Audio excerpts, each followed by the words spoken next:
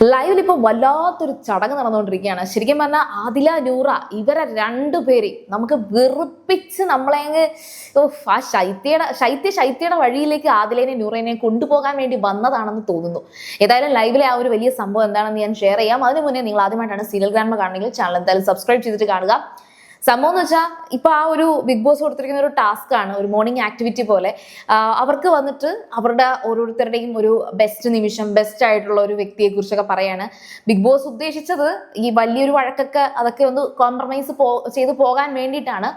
അത്തരത്തിൽ എല്ലാവരും വന്ന് നല്ല രീതിയിൽ, എസ്പെഷ്യലി ഇപ്പം ബിന്നിയും മറ്റേ നമ്മുടെ മസ്താനിയൊക്കെ വന്നിട്ട് നല്ല രീതിയിൽ സംസാരിച്ചിട്ട് അവരുടെ കാര്യം നോക്കി പോയി. പിന്നെ അനുമോള് വന്നിട്ടുണ്ടായിരുന്നു. അനുമോള് വന്നപ്പോൾ ശൈത്യ, നൂറ, ആദില, അനീഷേട്ടൻ ഇങ്ങനെ എല്ലാവരുടെയും കാര്യങ്ങൾ പറയുന്നുണ്ട്. എല്ലാവരുടെയും കാര്യങ്ങൾ സംസാരിച്ച് എല്ലാവരോടും ഒരു ഗ്രാറ്റിറ്റ്യൂഡ് കൊടുത്ത് നൈസായിട്ട് പോയിരുന്നു. പക്ഷേ ഈ പറഞ്ഞ നൂറ അന്നേരം ഹഗ് ചെയ്യണമെന്ന് പറഞ്ഞപ്പോൾ അത് അനുമോള് മൈൻഡ് ചെയ്തില്ല. പക്ഷെ അനീഷേട്ടനെ ഹഗ് ചെയ്യുന്നു പറഞ്ഞ് എല്ലാവരും കിടന്ന് ബഹളം വെച്ചു. അവർ ജസ്റ്റ് ഒരു ചെറിയൊരു ഹഗ് ഒക്കെ കൊടുത്തിട്ട് തന്നെയാണ് പോയിരുന്നത്. പിന്നെ അഭിയെ കുറിച്ച് അനുമോൾ എടുത്തു പറയുന്നുണ്ട്. ബിക്കോസ് അഭി പുറത്തും അകത്തും ഒക്കെ അങ്ങനെ വലിയ ബാക്ക് സ്റ്റാബിങ് പരിപാടിയൊന്നും ഇല്ല. കഴിഞ്ഞത് കഴിഞ്ഞു എന്നുള്ള രീതിയിലാണ് അഭിയൊക്കെ പെരുമാറുന്നത്. അതുപോലെ ജിഷിൻ പുറത്തെന്തൊക്കെയോ പറയുന്നുണ്ട്, പക്ഷെ അകത്ത് വന്നിട്ട് മര്യാദയ്ക്ക് തന്നെയാണ് ബിഹേവ് ചെയ്യുന്നത്. എന്നാൽ മറ്റേ അനീഷ് വന്നിട്ട് സംസാരിച്ചത് മൊത്തം ഷാനവാസിനെ കുറിച്ച്. നൂറ വന്നിട്ട് ഈ പറയുന്ന അനുമോളെ കുത്തി ഓരോന്ന് പറയാണ്.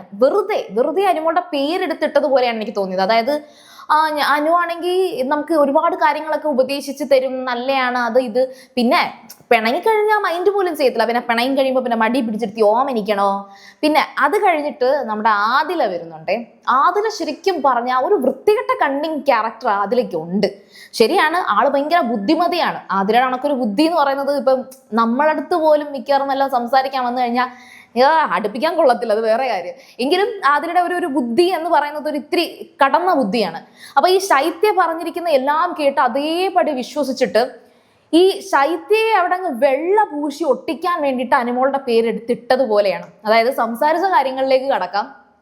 സംഭവം അവിടെയുള്ള എല്ലാവരെ കുറിച്ചും നല്ലത് പറഞ്ഞു കൊണ്ടുവന്നിട്ട് എൻ്റെ അനുക്കുട്ടി ചേച്ചിയെ കുറിച്ച് ഞാൻ പറയാം എന്ന് പറഞ്ഞിട്ട് ഞങ്ങള് നിനക്ക് ഡ്രൈ ഡേ, അതായത് ഈ ക്യാമറ ലൈവ് ടെലികാസ്റ്റ് ചെയ്യാത്തൊരു ടൈമുണ്ട്. അപ്പൊ ആ ടൈമിൽ ക്യാമറ കാണാൻ പാടില്ലാത്ത, ബിഗ് ബോസ് കേൾക്കാൻ പാടില്ലാത്ത കുറേ കാര്യങ്ങൾ, നൂറ കിടന്ന് പോത്തുപോലെ ഉറങ്ങും. പക്ഷെ ഞാനും അനുമോളും കൂടിയാണ് പുതപ്പിന്റെ അടിയിൽ കിടന്ന് ഓരോ കഥകളൊക്കെ പറയുന്നത് എന്ന് പറയുന്നുണ്ട്. അങ്ങനെ കുറെ കാര്യങ്ങൾ സംസാരിച്ചുകൊണ്ടൊക്കെ അതിനകത്ത് കിടന്നിട്ടുണ്ട് എന്നൊക്കെ പറയുന്നുണ്ട്.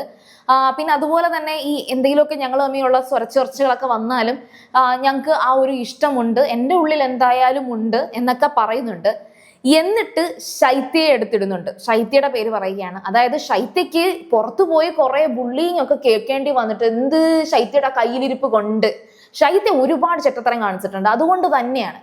എന്നിട്ട് അകത്ത് വന്നിട്ട് ആ പ്രശ്നം, പുറത്ത് നടക്കുന്ന ആ ഒരു ബുള്ളിങ് അതെന്താണെന്ന് നമുക്ക് അറിയത്തില്ലല്ലോ, പുറത്തു പോയാലല്ലേ അറിയത്തുള്ളൂ. അപ്പം അത് അനുമോളെടുത്ത് എല്ലാം സംസാരിച്ച് ഓക്കെ ആക്കണം എന്ന് ശൈത്യ കരുതി പട്ടിയെ പോലെ പിന്നാലെ നടന്നിട്ട് പോലും അനുമോള് അത് ഓക്കെ ആക്കാഞ്ഞിട്ട് പോലും പാവം ശൈത്യ എന്നുവെച്ചാൽ അനുമോളെ അവിടെ നെഗറ്റീവ് ആക്കാൻ വേണ്ടിയിട്ട് ശൈത്യയെ അങ്ങ് പോസിറ്റീവ് ആക്കുകയാണ്.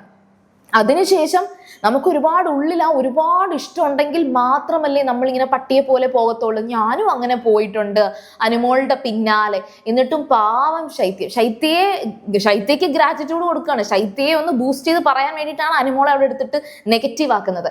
ശരിക്കും പറഞ്ഞാൽ ഈ പുറത്ത് എന്താണ് ശരിക്കും നടന്നതെന്ന് അറിയാതെയാണ് ആദിലയും നൂറയും കളിക്കുന്നത്.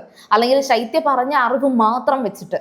ഇവിടെ ശൈത്യയെ പോലെ തന്നെ ബിൻസി ആയിക്കോട്ടെ, അല്ലെങ്കിൽ പുറത്തുനിന്ന് വന്ന സരിക, ഷാരിക, ഇവർക്കൊക്കെ അനുമോളോട് പ്രണയമാണ് എല്ലാവർക്കും എന്ന് എനിക്ക് തോന്നുന്നുണ്ട്. കാരണം ഷാരിക ഇന്നലെ രാത്രി പറയുന്നുണ്ടായിരുന്നല്ലോ അനുമോൾക്ക് എന്തോ ഷാരികയോടുണ്ട് എന്ന്. ഇതൊക്കെ നമുക്കിങ്ങനെ വീഡിയോ പോലും ചെയ്യാൻ ഒരുമാതിരി കുൽസിതം, ഒരു നാണക്കേട് തോന്നുന്നത് കൊണ്ടാണ് നമ്മൾ അതൊന്നും വലിയ കാര്യമായിട്ടോ വലിയ കോണ്ടന്റ് ആയിട്ടോ പറയാത്തത്. ഏതായാലും ആദിലയും നൂറയും പോലത്തെ ഒരു സൗഹൃദം അത് ഒരാളും കീപ്പ് ചെയ്യരുത്. നൂറ ആദിലയ്ക്കും ബെസ്റ്റ് ആയിട്ടിരിക്കട്ടെ. പിന്നെ ഇതേപോലുള്ള കട്ടപ്പ ശൈത്യകളെ പോലുള്ള ആൾക്കാരൊക്കെ അവർക്ക് നല്ല ഫ്രണ്ട് ആയിട്ടിരിക്കട്ടെ.